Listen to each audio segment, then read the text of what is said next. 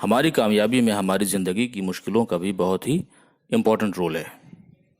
मैं ये कहना चाहूँगा, ज़िंदगी में कामयाबी हासिल करने के लिए हमें ऐसा नहीं समझना चाहिए कि हमें फेवरेबल सर्कमस्टांसेस का होना हमारे लिए बहुत ज़रूरी है, और जब तक कि फेवरेबल सर्कमस्टांसेस नहीं होंगे हम कामयाबी का सफ़र शुरू नहीं कर सकते हैं।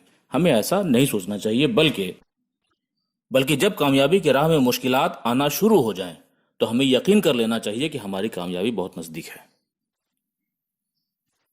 आपकी ज़िंदगी में ऐसा भी हो सकता है कि जब आप मुश्किलात में घिरे हुए हैं तो आपकी उस मुश्किल के अंधेरे से ही कामयाबी, बड़ी कामयाबी और चमकदार कामयाबी निकल करके आएगी।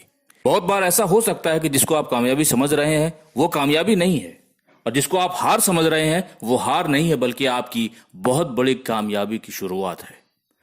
मोहनदास करमचंद गांधी पढ़ाई के ज़माने में वो अंग्रेज़ की जैसा दिखने को बेहतर समझते थे और अंग्रेज़ की जैसा हो जाने को, बैरिस्टर बन जाने को बेहतर समझते थे, अपनी कामयाबी समझते थे।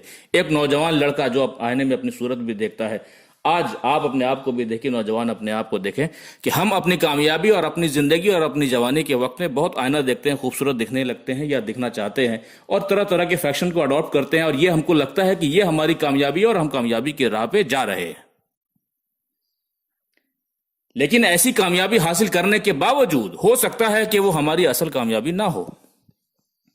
मोहनदास करमचंद गांधी जब इंग्लैंड की पढ़ाई कंप्लीट करने के बाद वो बैरिस्टर बन गए, उस नौजवान लड़के को लगता है कि मैं तो कामयाब हो चुका, और उस कामयाबी की खुशी में साउथ अफ्रीका में जब उन्होंने प्रैक्टिस शुरू की, लीगल प्रैक्टिस शुरू किया, और वहां ट्रेन के फर्स्ट क्लास डब्बे में वो जाकर के बैठे इस कॉन्फिडेंस में कि now I am equal to the अंग्रेज, तो अंग्रेजों ने उन्हें बेइज्जत करके ट्रेन के डब्बे से बाहर फेंक दिया।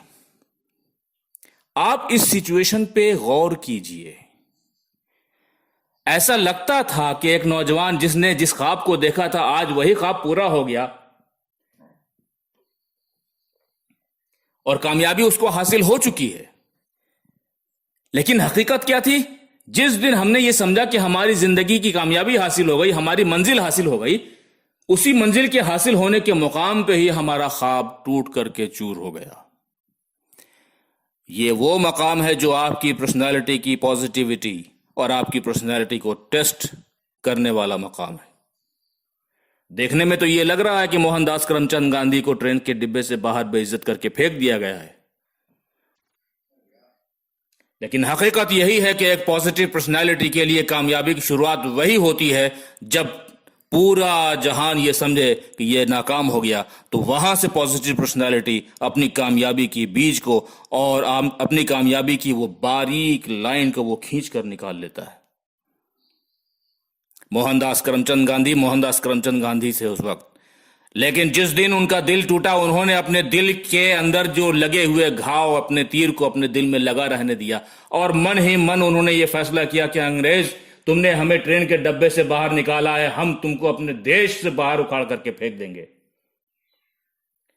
जिस वक्त आपने जिंदगी का एक बहुत बड़ा फैसला किया है, उस वक्त यह जरूरी नहीं है कि आपके पास उस काम को कर पाने की कैपेसिटी मौजूद हो, लेकिन यह जरूरी है कि आज आप कमजोर होने के बावजूद एक बड़ा इरादा करें, एक बहुत बड़ा वो इरादा करें जिस इरादे को कंप्लीट करने की सलाहियत आज नहीं है, लेकिन किसने कह दिया कि उसकी सलाहियत आपके अंदर कल पैदा नहीं होगी। आपके मन में जो तीर लगा, उस तीर को दिल में लगे रहने दीजिए, और हमेशा इस बात को याद रखिए कि आपके दिल से आवाज क्या आ रही है। टूटे हुए दिल से आवाज जरूर आती है, सुनने वाला कान चाहिए, महसूस करने वाला दिल चाहिए। जिंदगी में जब कभी हार जाओ, टूट जाओ, कमजोर पड़ जाओ, तो कभी भी हार नहीं मानना और ध्यान लगा करके सुनना कि क्या तुम्हारी मुसीबत, क्या तुम्हारा टूटा हुआ दिल, क्या तुम्हारी मुश्किल तुमसे कुछ कह रही है। इस आवाज को सुनो। इस आवाज को सुनने के लिए एक जिंदा दिल पैदा करो अपने अंदर, और एहसास पैदा करो, वो एहसास जो तुम्हें तुम्हारा और तुम्हारे अपनों का दर्द महसूस करा दे, कमी महसूस कराए, तुम्हारी बेइज्जती, तुम्हारे अपनों की बेइज्जती, तुम्हारे समाज और तुम्हारे देश की बेइज्जती, तुम्हारी मजबूरी, तुम्हारी कमजोरी, इन तमाम को तुम्हें एहसास करा दे और तुम और अपने दिल के अंदर एक कुव्वत इरादा पैदा करो, यानी डिटर्मिनेशन। ये डिटर्मिनेशन पैदा करो कि तुम अपने हालात को बदल के छोड़ोगे। अपनी कामयाबी का फैसला उस मुसीबत के अंधेरे में उस वक्त लो। That is the right time to take right decision for a big size of success. ध्यान से सुनो, क्या तुम्हारी मजबूरी अपनी आग भरी आंखों से तुमसे कुछ कह रही है? क्या ये कह रही है कि अपने हालात को बदल के छोड़ो? क्या तुम्हारी हार तुमसे ये नहीं कह रही कि फिर से उठ के खड़े हो जाओ? क्या तुम्हारी कमजोरी, तुम्हारी कमी तुमसे जोर जोर से ये नहीं कह रही कि मजबूत बन जाओ? जिसके सामने आज तुम कमजोर हो, उससे ज्यादा मजबूत बनकर के दिखाओ। क्या तुम्हारी कमजोरी ये नहीं कह रही कि जिस फील्ड में तुम कमजोर हो, उसी फील्ड के योद्धा बन जाओ? जिंदगी में हालात के हथौड़े की चोट और जिंदगी के इम्तिहान और जद्दोजहद की आग ही तुम्हारे परफॉर्मेंस की तलवार में धार पैदा करती है और तुम्हारे तकदीर के कुंदन में चमक पैदा करती है।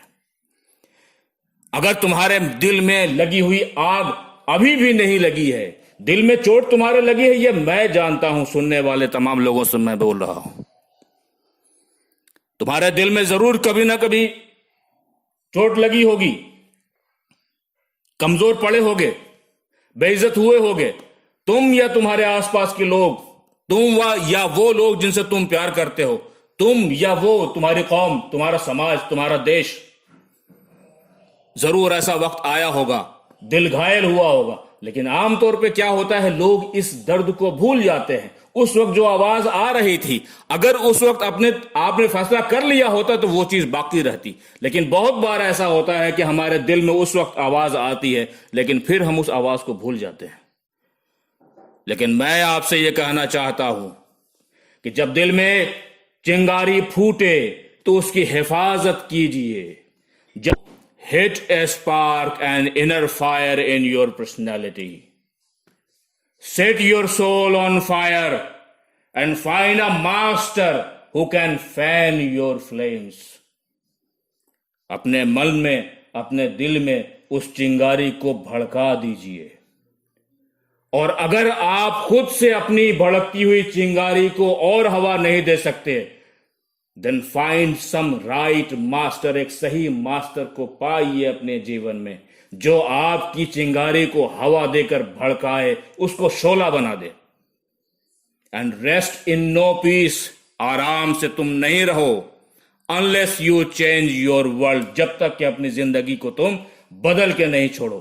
खुदा करे तुम्हारे दिल को चैन ना आए, तुम अपनी जिंदगी में सच्चा, अच्छा और ऊंचा मकसद इख्तियार कर लो और उसे हासिल कर लेने से पहले न रुको, न थको, न बैठो।